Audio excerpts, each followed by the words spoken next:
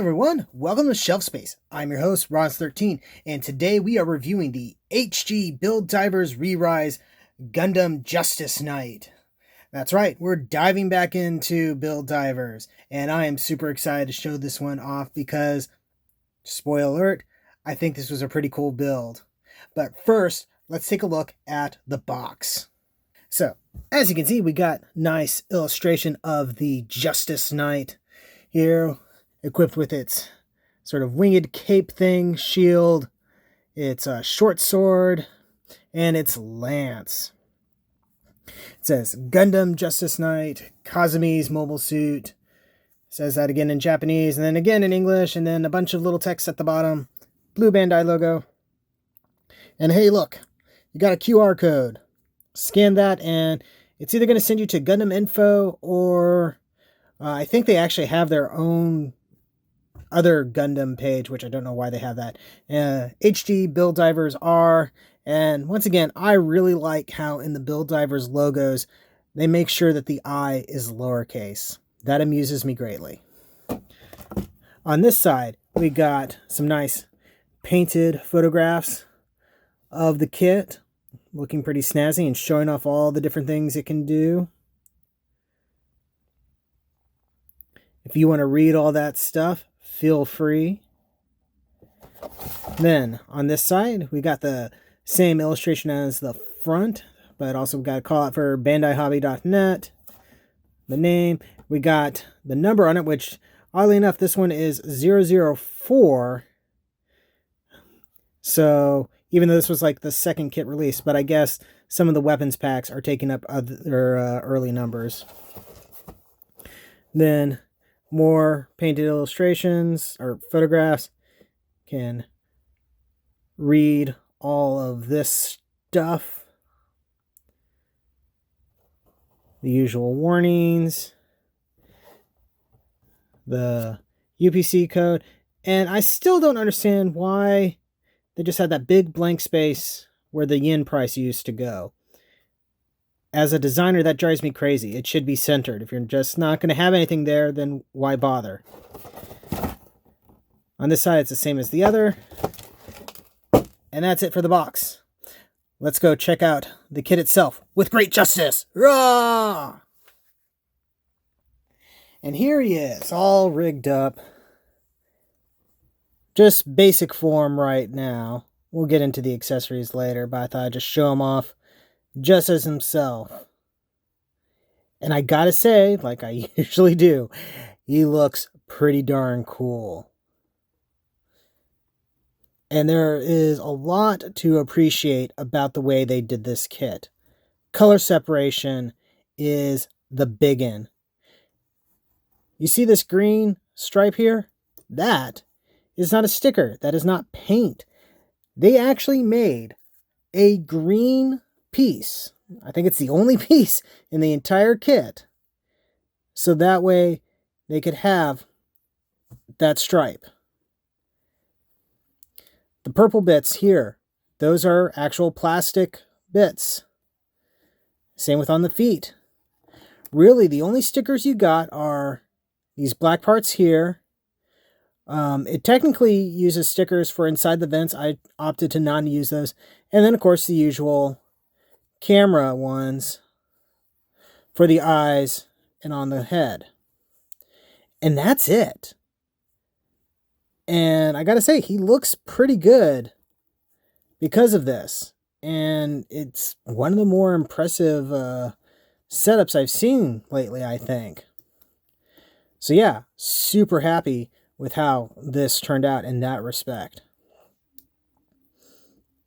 Let's go ahead, take a look at articulation, starting with the head. So, continuing on with what I was talking about with color separation, you got the yellow plastic sticking through the gray, and then you have little details of gray sticking out around the helmet, plus the usual red chin. And that just, it's amazing. It really is. I am super impressed with how they made this thing. Articulation-wise, he's got the usual turkey neck thing going on. The neck is hinged down here, and then you got a ball joint up there. So you can look up a little bit. He's got armor on the neck, which prevents a super high looking up. So if you want that, you'd probably have to trim that off. I don't think it's super necessary for this. He can look around pretty well unobstructed. Oh yeah, I do have the little safety flags on there because I didn't feel like chopping them off this time. And I guess there's something kind of funny about Kazumi's suit having safety flags still on. You do want to hit this with panel liner like I did, because I don't think this little grill will show up quite as nicely without it. And I gotta say, with those parts, those details pulled out, it's got kind of a mean look to it. As I keep saying, I really like how this is turning out so far. On to the rest. So shoulders are actually kind of interesting. And something I should also mention is I don't remember them using any polycaps in this. So I'm pretty sure this is another example of a polycapless kit. Kind of interesting. But you have a little butterfly joint assembly here. That's done kind of an interesting way, which ends in a ball joint at the shoulder. And you can have your full rotation around here. This part right here is articulated as well, along with these parts here, for whatever that's worth. He's got a bicep swivel, pretty nice. A fairly decent double jointed elbow that's only interfered by the big spike there. And then you got your standard ball socket HG fist. Doesn't come with any extra hands, at least that I remember. I'm not seeing any sit off to the side. So if that's a problem for you, well, that's a problem. But I don't think it's that big of a deal. You can always get extra fist from other sets if you want. So in the torso, he's got a very interesting ab crunch. Doesn't do much forward, but you can tilt it way back. And there is some jointing for side to side. That's more in the hips than anything. But it is jointing that lets you pose if you want.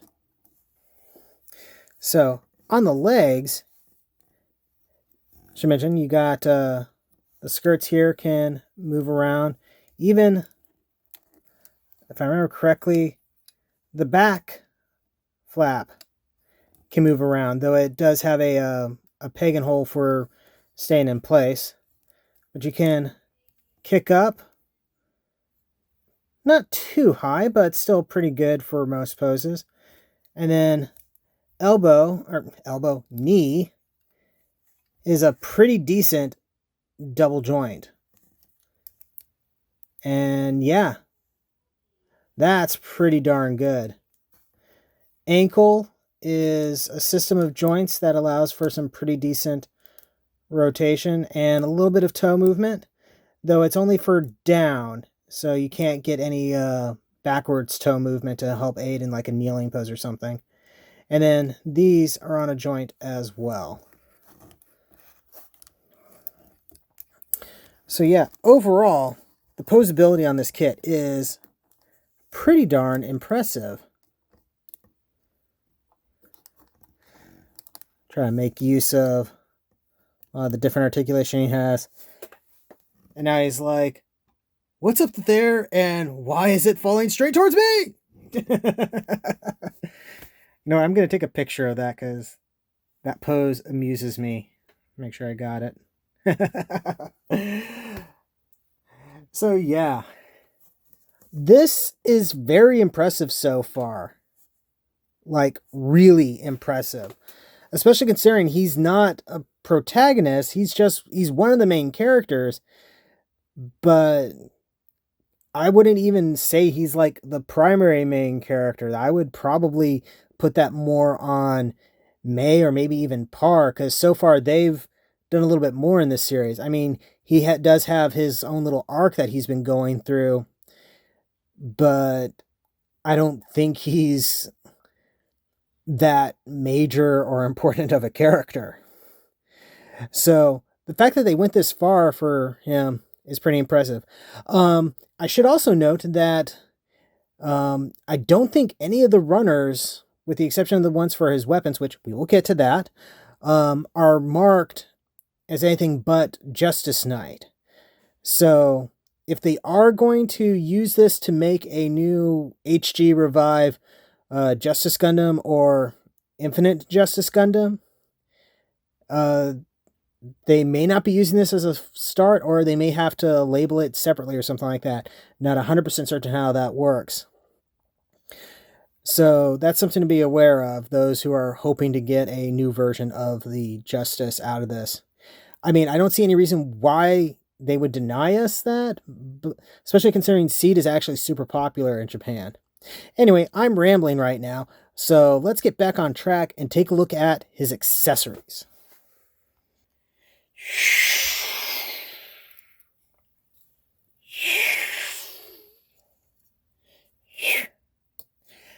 Here is most of his accessories in their support machine mode, as they call it in the instructions.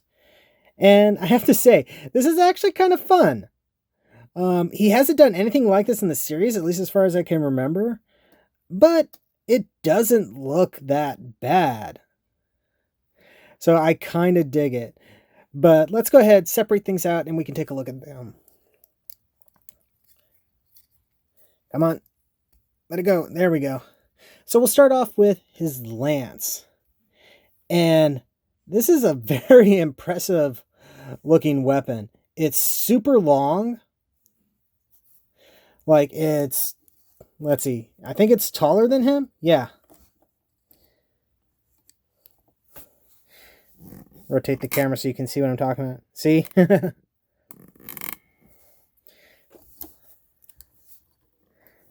And it looks pretty cool. A lot of people have been comparing him to, I think it's Gallantmon from Digimon Tamers with this, and the Circle Shield, which we'll get to in just a little bit. And they're not wrong. It is a very obvious look, if you ask me. But I still think it looks cool. As you can notice, he does have sort of a pistol grip thing going on here. So if you want to, and if I remember correctly, you can just slide this in. Yep, there we go. So you can put it like that, and he can tuck it underneath his arm. And now he can go jousting. Also, if you want, you can put it in his hand normally like this. Let's go ahead and show that off. You do have to disassemble his hand in order to do that.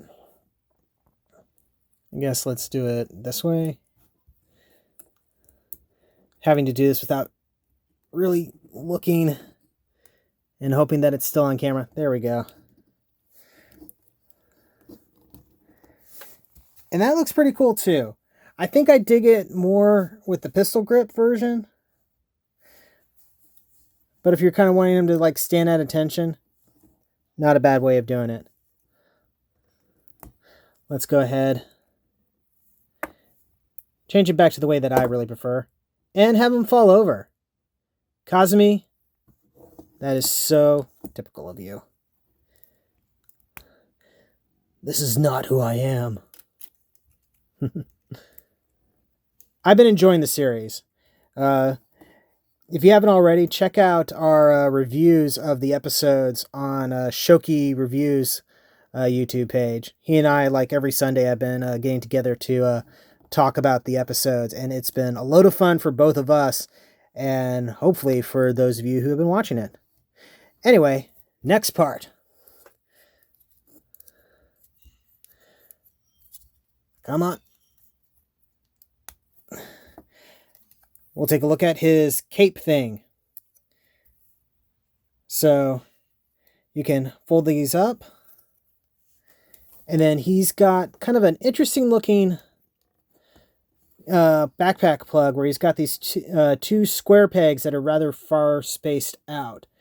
It is an evidence that maybe they're going to do something different with this, like the backpack system that is used on the Justice. But whatever. So you just plug that in, and he's got his cape. But if you want, you can hinge that up, and then I think, oh yeah, there's some hinges built into the backpack itself. So you hinge those and then hinge this up, and then you have these wings out, and he can swoosh around like that. Though I don't think he's done that in the series, but this makes him look a little bit more like how the original Justice Gundam looks when it's going into its flight mode.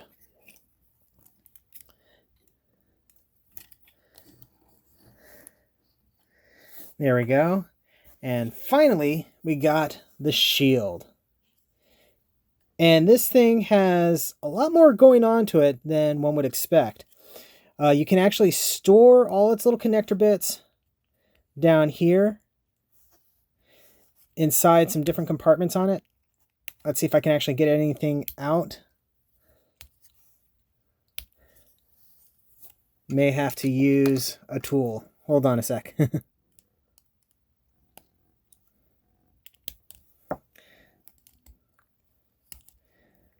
There might be a jump cut here. We'll see. Okay. So depending on how you want him to hold this depends on where you want to plug things in. Basically, they have ports for pretty much any option you want. So if you want, you can just have him hold it straight on. Or you can have him hold it in different orientations. What I'm going to do is put in the plug here towards the front, and then this one here. And what this is part of the mounting for the arm. So we're going to take the hand off because I found it works a little bit easier if you do it this way. Just going to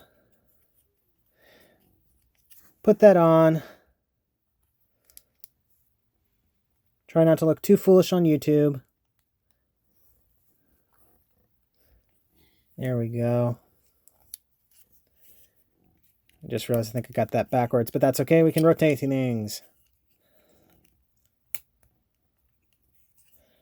Okay, so now we're going to plug this in here. And, oh, you know what? I did this wrong. To do it that way, you need to have that plugged in the middle. So this part needs to be on the end. This part needs to be in the middle.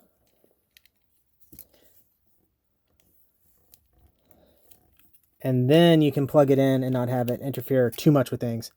It is a little problematic because this part will bump into things. But you can't argue with the results. I mean, that is pretty darn cool looking.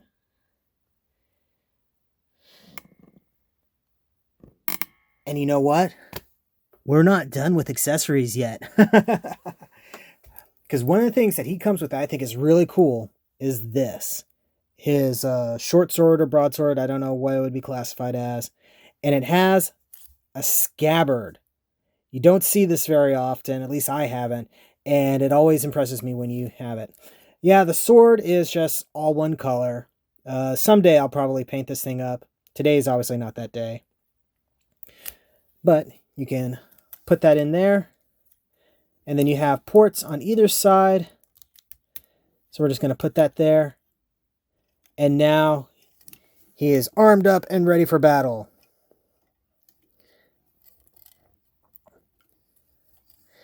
And that is really cool looking. Overall, this is a very, very well done suit. Very well done kit. I dig it. The main character that pilots it, he's growing on me. Truth be told, actually, he never really bothered me too much, but I can see why people didn't like him. But he is starting to grow as a character at the point we're at in the series. So hopefully he'll do a little bit more character growth. Adjust that a little bit. Let's see if we can get him into a cool pose with all this stuff. And then I'll show you off one last set of accessories, as well as do some comparisons. Yeah. Okay. Let's get out Earth 3 Gundam, so we can see how he compares to the Protag suit. We'll just leave him in his Earth armor form. It does look like he's a little bit taller.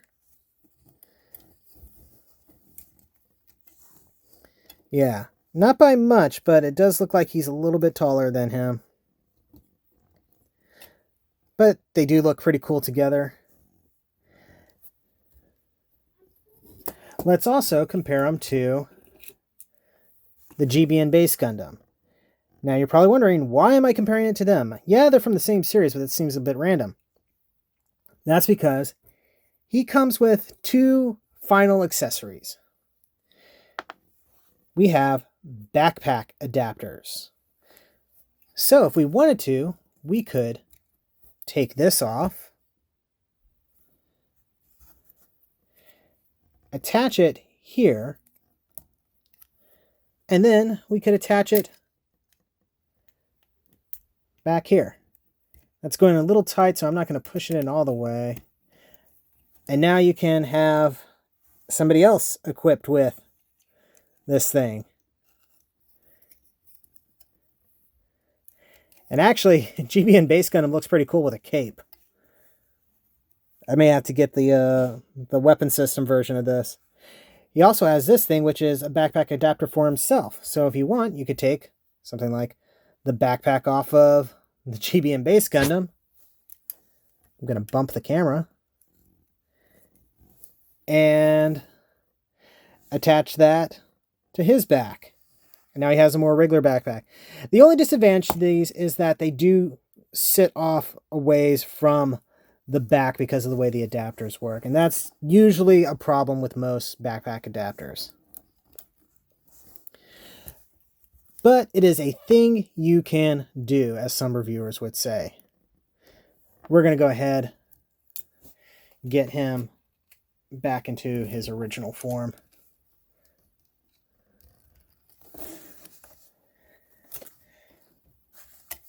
One more pose.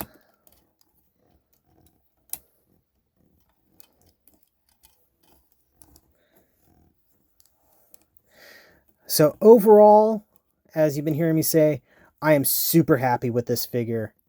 He has amazing color separation, amazing part separation. Seam lines aren't even that big of a deal. You got the same ones that you normally get on the head, but that's about it. He is a very impressively well-designed kit, and I would highly recommend him to just about anybody. So yeah, this has been a review.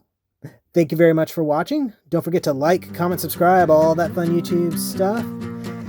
Check the description below to links for my storefront where you can get official Shelf Space t-shirts and more. And yeah, thanks again, and I'll see you next time you invade my Shelf Space.